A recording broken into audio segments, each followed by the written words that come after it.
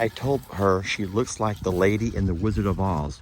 Dun, dun, dun, dun, dun, dun, dun, dun, dun, dun, dun, Does she have a dun. witchy laugh? Mrs. Gulch, they call her. Yeah, Mrs. Gulch. I'm gonna call you Mrs. Gulch. Dun, dun, dun, dun, dun, dun, dun, dun, dun, dun. You look just like Mrs. Gulch.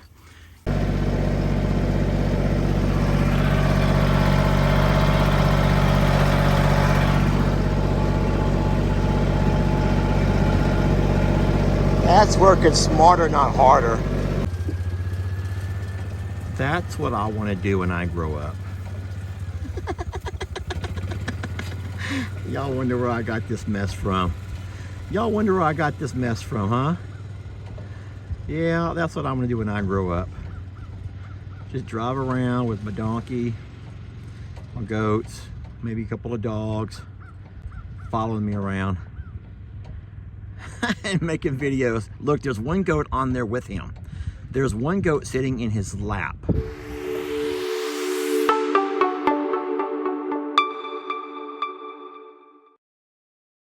Let's see if we can call Waylon and Jolene, see if they come running. Y'all ready?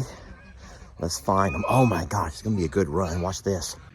All right, so there's Waylon and Jolene on the berm. They're about 500 yards. If y'all have to look way over there towards the church. Jolene's behind the big pine tree. You can't see her. Waylon's a little bit higher up. All right, now they're coming out. Okay. All right, y'all ready? Let's see if we can call Waylon and Jolene over here. Come on, Jolene, let's go! Oh, I hear you. Well, come on then, Jolene. She's screaming at me to come to her. Did y'all hear that? I says come to me, and she's like, come to me. And we're sitting here arguing back and forth over who's going to go to who. Jolene, come over here. She ain't coming. Jolene, run over here right now. She ain't coming for nothing. Neither is Waylon. I'm going to have to walk over there, I guess. Dang it. Oh, she's such a... Oh, my God, I entitle her for...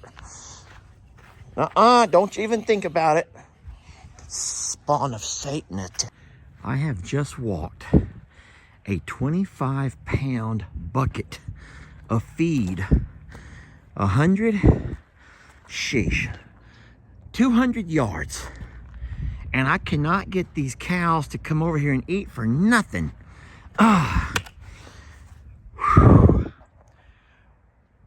Waylon Emery Morrow, Joleen K. Morrow, get your butts over here. They don't care for nothing. They don't care.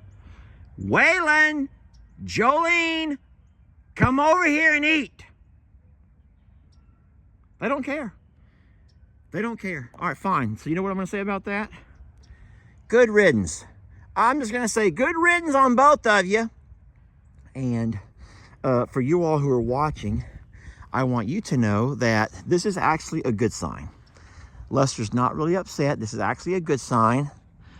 It's a sign that these guys would rather have God's goodness. Yes, all of the greatness of green that God has bestowed upon these animals is something they've been lacking for a long, hard winter and a summer full of drought. And so they would rather have good green stuff than grains any day. Now, Waylon not only is eating the good green stuff, he's also playing bull. Look at him. You've seen Tex do that so many times. Oh my gosh. Waylon and Jolene, please come eat. This is the only chance I get to love you all day. See, it's not really their fault. I was probably too far away and they couldn't hear me. Hello? I didn't mean to sneak up on you, baby. I brought grains. You hungry? Oh, okay. See, she couldn't hear me. That's all it was. She couldn't hear when I was calling her. Baby, I've been Oh, see, I knew y'all couldn't hear me. Oh my God, Waylon. I knew y'all couldn't hear me.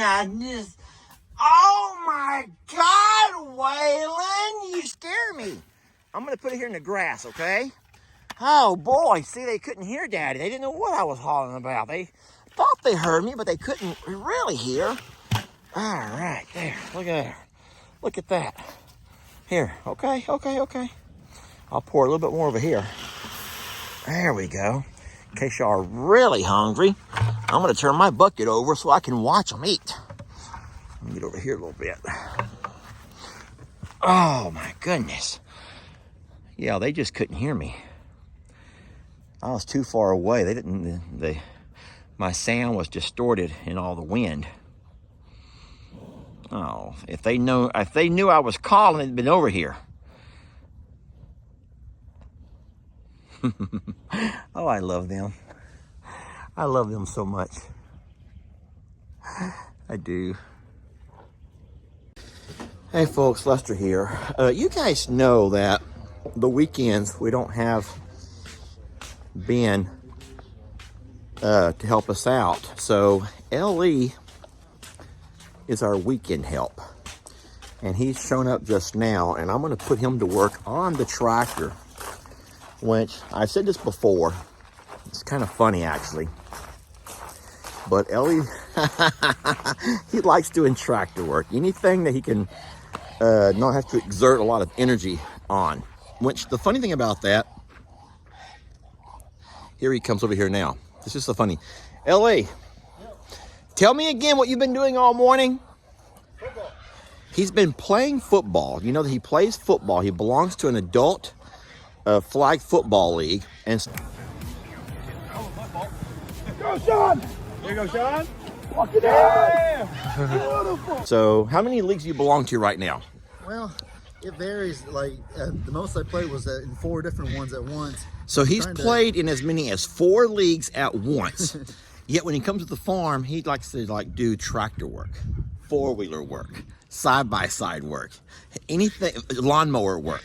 Now, what's wrong with that picture? Nothing. There's no more energy left because it's all gone from football. Yeah. Let's go. Yeah, so I like the fact that I have a chance to teach Ellie and Jake and Ben, eventually Lex, farm skills. Oh, Bucky's his poor tail. And he almost tripped right there. No, you have a chance to work with them a little bit and just kind of teach them small things here and there that one day they'll have to put to the, when I'm no longer around and I can't be here to help them, they'll have to do this on their own. And so that's the one way to guarantee that your little bit of knowledge will live on if you can find some time to spend with them. And so to me, it's a pleasure spending time with my kids and my nephews and my niece and Brienne as well. But be that fixing a fence or putting out hay or doing just general tractor work, these are all tractor life skills that a lot of people never learn because they don't have a chance to experience farm life. Oh, Dan sure does want some love today. So Jamie and I are on our way to pick up a tractor accessory. It's a hay spear / pallet fork. I want no crap about buying plants anymore because we had to have another tractor accessory. This tractor accessory is going to be a 2-in-1. It's going to allow us not only to move hay when we have to move hay, we can also move things like bags of cement. Anything that goes on a pallet, Jamie, is pallet forks, pallet jacks. And so it's going to be really neat to have. And we need one. Look at the size of some of these tractors. They go from extreme to these little tiny ones over here. You know that when you buy a tractor, though, you have to buy it for what your needs are. You don't buy a tractor too big for what you need. At the same time, you don't want to buy one too small. And so you pretty much have to look at what you want to do with your tractor. And they have all kinds of, all of these different sites have a page, a link that will ask you what you do with your tractor. And so if you want to move rolls of hay, you'll need to have at least a 35, 40 horsepower. If you want to do small garden work, you'd probably have one of these little minis over here, these 25 horsepowers.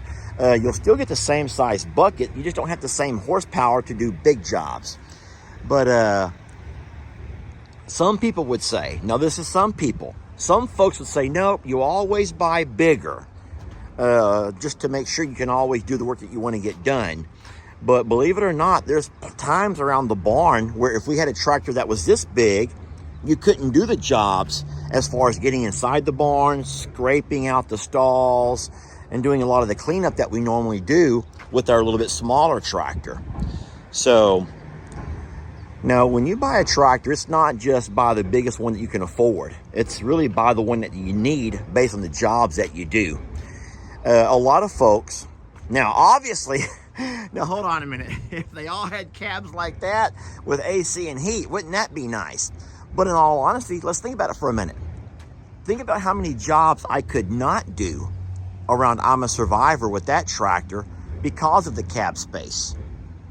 So it's pretty neat when you think about buying a tractor. A lot of guys are, you know, that machismo thing. They want to say, well, what's your horsepower on your tractor? It's kind of like, you know, men, all the weird stuff that they do with horsepower and whatnot. But ultimately, guys, it's not about horsepower when it comes down to it. It's about what your needs are and if your tractor is able to function and provide you with all of your needs. I hope that makes sense to you all. So now you're going to say, yeah, Lester, well, I know for all the years that I knew you, you never had to have a dually. You did just fine with your 1500. And now you got that 3500 package. Yes, but now look at what I've done. Now look how my life has changed. Look how many times I move and transport trailers back and forth, carrying animals that were too big to fit or be pulled by the 1500. Then we got the RV. The RV is a trailer hitch attachment. It goes on, it doesn't have a gooseneck, fifth wheel, it goes onto the hitch, which means we had to rent a truck to go pick it up from Jason. And if we want to move it around anywhere, Jamie and I want to eventually travel or go do anything, we need a truck to pull it. Don't make me justify myself, please. This was supposed to be a fun video about tractors, not about pointing your finger and getting on to me about my truck. I'm teasing, obviously. You know, the same is true with lawnmowers. Think about it for a minute.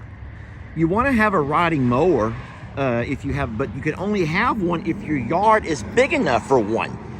Because you couldn't have a riding mower if all you had was a condo-sized yard out, you know, outside. If you don't have at least half an acre or so, you're kind of foolish buying a big old riding mower when you could simply just mow what you need to mow with the push mower. Unless you just want to have a riding mower, but at the same time, you can't really get up and close and personal with the riding mower that you can with the push mower. But look at this. Talking about tractors, look how small these over here are. I don't even know the horsepower on these, but I know they have these that actually have a mowing deck that goes on the bottom. So this is like it's a 20 horse. So you have a tractor that also has an attachable mowing deck, which is freaking awesome. I love that. It's kind of risky. This is Gene, the guy that sold me the tractor.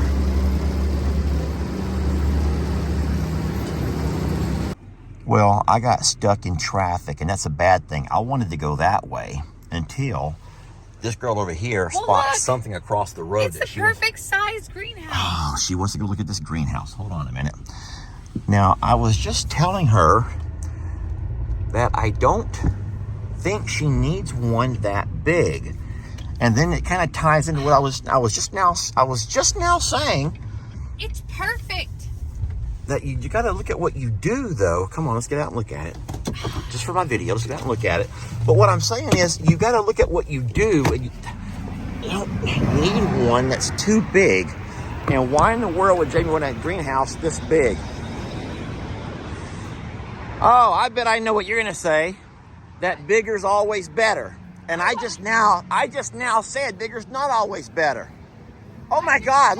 Look what's growing in there. Yeah, it's perfect. There's a perfect door. Like every bit of this is perfect. It's not too big. It's not too big. Purpose. Think about this. About how what I would use it for and how much it would benefit Oh, us. so you're telling me that size does matter as long as you can use the size. Yes. As long as it's worked. Okay, that's kind of the same thing I Size said. plays a role. That's what I'll say. Size does play a role. Size does play a role. Jamie, you're being perverse right now.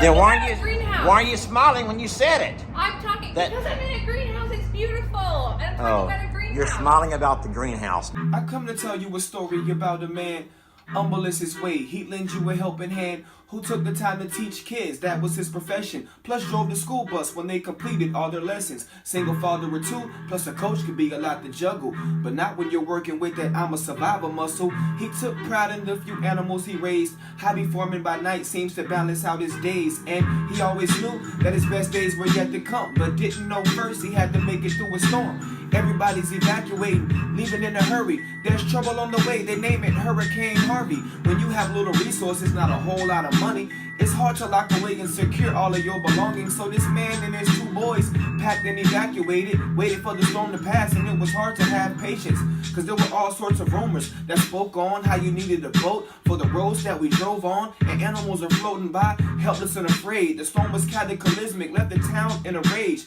The roads finally opened, and it was time to go see the damage that was done. He was kinda scared to proceed, but started down his driveway, water just above both feet. Pull out his phone to capture. Moments later, guess what he seen? It was his little black pig named Patty, dashing his way like a lost child who found daddy. Emotions running high, he didn't know what to do except cry tears of joy, and he ran toward her too. The little goat Meg was like the engine that could, because she never gave up. And the horses, they were good. See, the house was a wreck, but all that could be fixed. It really hurt to see some got caught up in the fence, lost their life. In that moment, he was taken out his element. And then God came and gave him gifts that was heaven sent. Admired how he tended to the animals and land, because that was the initial plan when he made man. And so, he was placed on a whole new surface. The same old land, but a whole new purpose. And 3 months later, he was blessed with a wife, world front and center, watching him rebuild his whole life. So remember this story when you think you have nothing. I'm a survivor sanctuary. We're all survivors of something.